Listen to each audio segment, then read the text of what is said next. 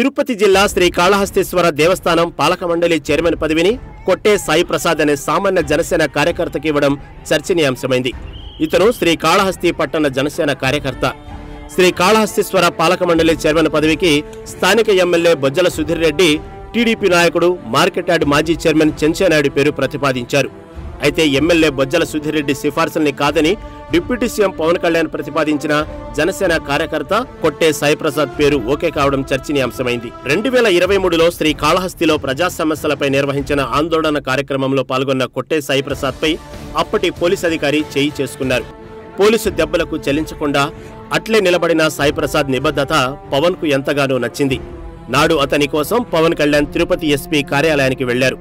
దాడి చేసిన పోలీస్ అధికారిపై చర్యలు తీసుకోవాలని ఎస్పీని పవన్ కోరడం అప్పట్లో చర్చనీయాంశమైంది. 2 ఏళ్ల క్రితం పోలీసుల చేతిలో దాడికి గురై పార్టీ కోసం నిలబడ్డ కారణంగా కొట్టే సాయి ప్రసాద్ కు ప్రముఖ ఆధ్యాత్మిక క్షేత్రమైన శ్రీకాళహస్తిలోని శివాలయం చైర్మన్ పదవి దక్కినట్లు జనసేన ప్రకటించడం విశేషం. పార్టీ కోసం నిలబడే కార్యకర్తలు, నాయకుల కోసం పవన్ అండగా ఉంటారనేందుకు ఇదే నిదర్శనమని చెప్పుకుంటున్నారు.